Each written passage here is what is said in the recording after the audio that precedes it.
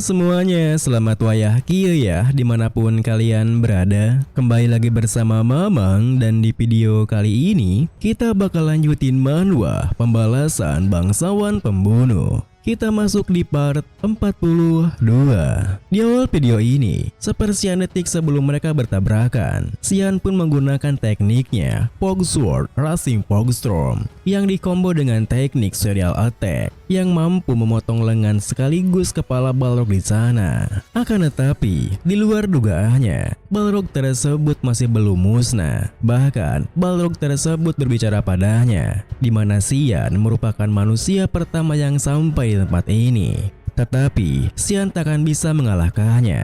Menghabisi dirinya sangatlah sulit, karena regenerasinya takkan pernah habis. Oleh karena itu, Xian pun harus bersiap-siap, karena ia akan mencabik-cabik tubuhnya. Sayangnya, ancaman seperti itu sama sekali tak mempan bagi Xian, yang langsung menyerangnya dengan teknik Void Spear Obsession, yang dikombo dengan teknik Fog Sword Upward Fog. Pada saat itu, Xian yang berhasil melenyapkan tubuh Balrognya pun bisa melihat indi tubuhnya, di mana dari ini tersebut tubuh Balrognya kembali beregenerasi dengan cepat, yang itu membuat Balrognya semakin menyombongkan dirinya. Jika tindakan Xian itu merupakan sia-sia, ia akan terus bergenerasi, sedangkan Xian pasti akan kelelahan. Namun, kesombongannya itu segera terhenti ketika melihat aksi Xian yang menyukai kondisinya. Karena itu artinya, ia akan bisa melawannya terus-menerus. Bahkan Xian juga memperingatinya, jika sebaiknya Balrog itu jangan sampai mati dan teruslah bergenerasi saja.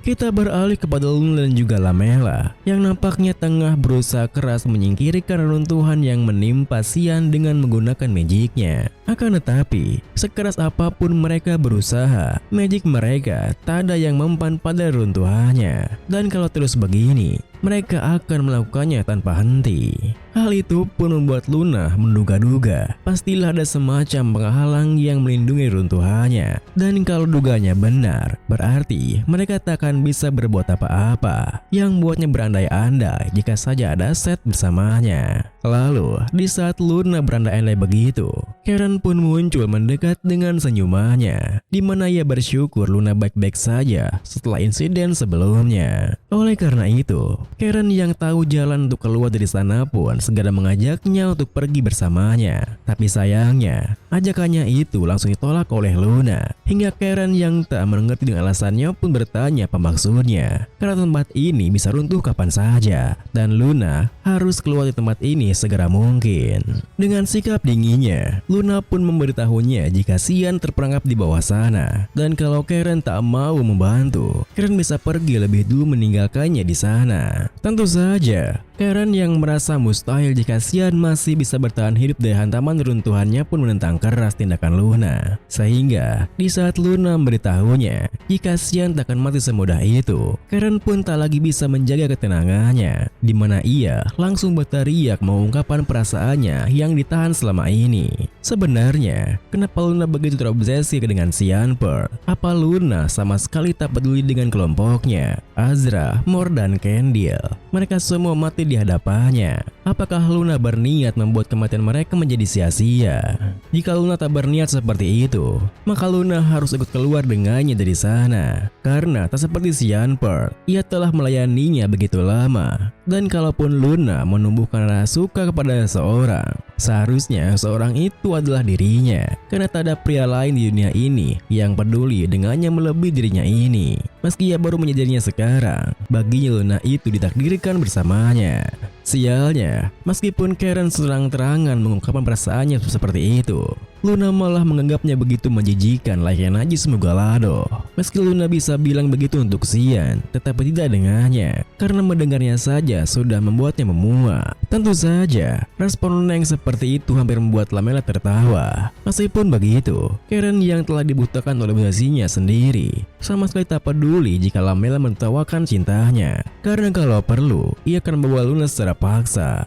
Seketika itu juga, Lamela yang awalnya merasa lucu pun berubah serius, di mana ia segera melindungi Luna karena Karen sudah bertindak di luar batas. Akan tetapi, Lamela sama sekali tak bisa berkutik ketika Karen mencekiknya. Bahkan Karen dengan mudah menyudutkannya sembari mengatakan melawannya itu merupakan sebuah kekurangan ajaran, karena menghapus keberadaannya dari sana adalah hal yang mudah untuknya. Tepat setelah mengatakan itu, Karen pun menggunakan skill Cherry of Vault miliknya yang membuat Lamela tersetrum hebat. Lalu tanpa mempedulikan Lamela yang terjatuh terkulai di sana, Karen pun mengalihkan pandangannya pada Luna, karena sekarang ini hanya tersisa mereka berdua saja. Namun, baru saja Karen akan mendekat pada Luna, tiba-tiba terdengar sebuah suara yang menyuruhnya untuk berhenti.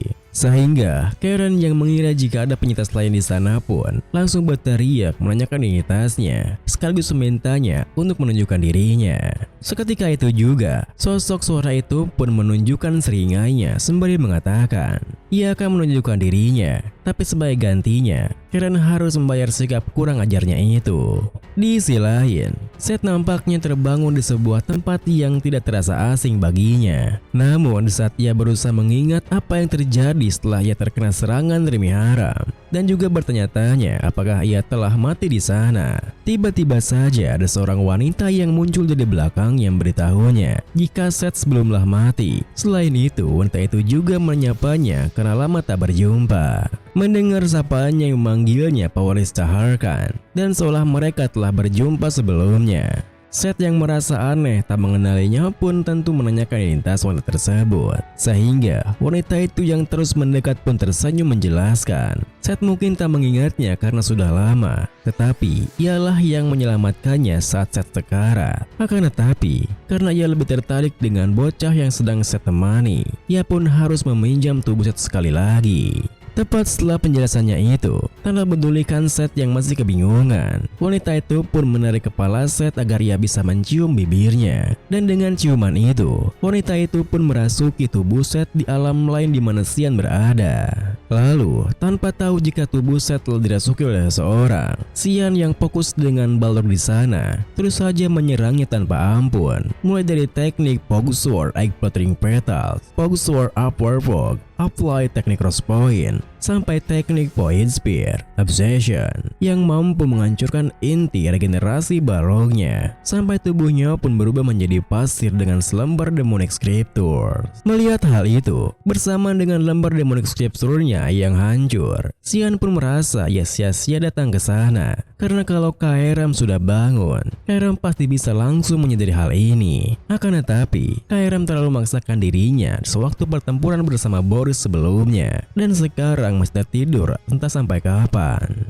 Namun di saat Sian masih kebingungan kenapa ia masih berada di alam terpisah ini setelah wadah yang menciptakannya telah menghilang, tiba-tiba saja ia dikejutkan ketika merasakan killing intent tepat di belakangnya yang buatnya langsung melompat untuk menghindarinya, sekaligus melihat siapakah yang menyerang killing intent tersebut. Seketika itu juga, rasa terkejutnya malah bertambah ketika melihat Seth yang ternyata menyerangnya. Akan tetapi, Sian segera menyadari jika mana yang dipancarkannya sangatlah berbeda, yang itu membuat Sian kebingungan bukan main. Sebenarnya, apa yang terjadi pada Seth? Kita beralih kembali pada Luna dan Karen yang nampak tak bisa berkedip setelah melihat makhluk yang didominasi warna hitam dan merah itu mengatakan sebenarnya ia tak berniat mengganggu, tetapi kenapa Karen ingin menyakiti Luna di sana? Jika alasannya tak membuatnya puas, maka ia akan menghabisi Karen.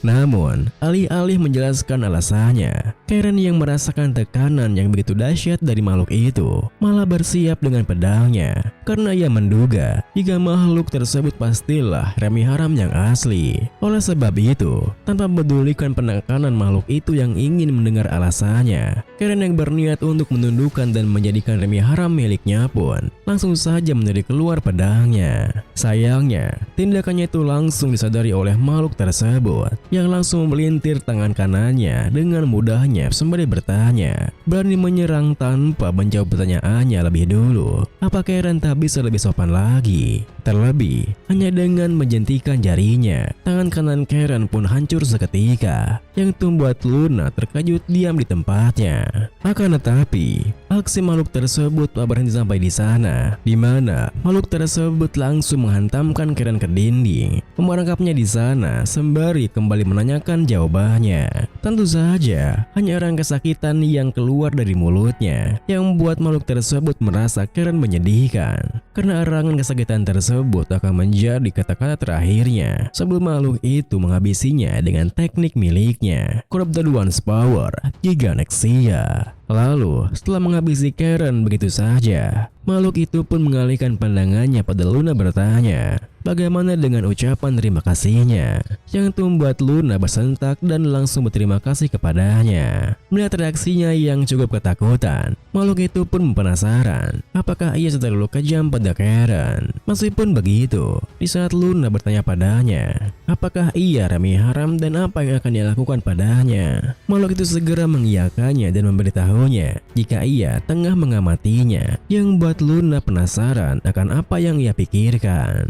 Untungnya, rasa penasarannya itu segera terjawab karena Remi Haram menjelaskan jika kondisi tubuh Luna yang unik, terdapat jejak-jejak heart curve. Namun, seseorang dengan properti mana yang serupa dengannya menyingkirkannya, yang mana saja membuatnya merasa tidak asing. Dan ia yakin hal itu adalah ulah seorang pria berambut hitam yang terjebak dalam sana.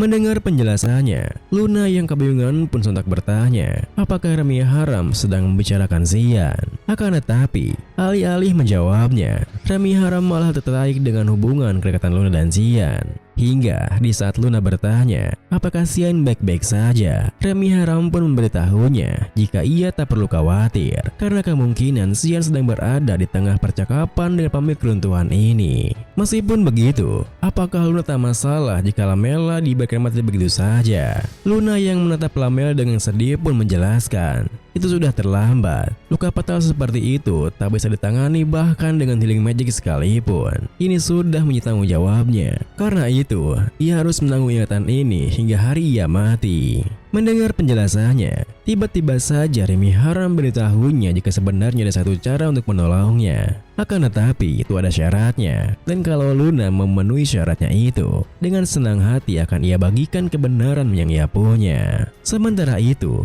Xian di alam lain nampaknya tengah kesulitan menghadapi Seth yang kerasukan. Karena dari pandangannya, Seth sudah melampaui kekuatan batas manusia, entah itu kemampuan dalam hal fisik ataupun mananya. Semuanya meningkat secara signifikan, hingga di satu titik, Xian yang tak bisa menahan serangannya terhempas lumayan keras. Terlebih, Seth sama sekali tak memberinya kesempatan untuk beristirahat, di mana selain menangkis serangannya saja sudah sulit, Seth juga sekarang bisa terbang di udara. Di saat Xian terus menatapnya, Seth yang kerasukan pun mengatakan jika Xian yang seorang penerus merupakan manusia yang bisa bertahan selama ini. Akan tetapi, cukuplah dengan permainan ini dan waktunya mereka serius. Tentu saja, perkataannya yang memanggilnya dengan sebutan penerus membuat Xian terkejut bukan main sampai bertanya apakah suatu yang merusuki Seth itu mengenal dirinya. Akan tetapi, alih-alih menjawabnya, Seth yang kerasukan malah langsung menyerangnya dengan Sun God's Power Apophis. Tapi untungnya, sepersekian detik sebelum serangannya sampai, Karam tiba-tiba muncul melindungi Xian dengan tekniknya Black Fog's Power, Points Vigilance, yang itu membuat Xian sendiri terkejut karena awalnya ia bingung sampai kapan Karam akan tertidur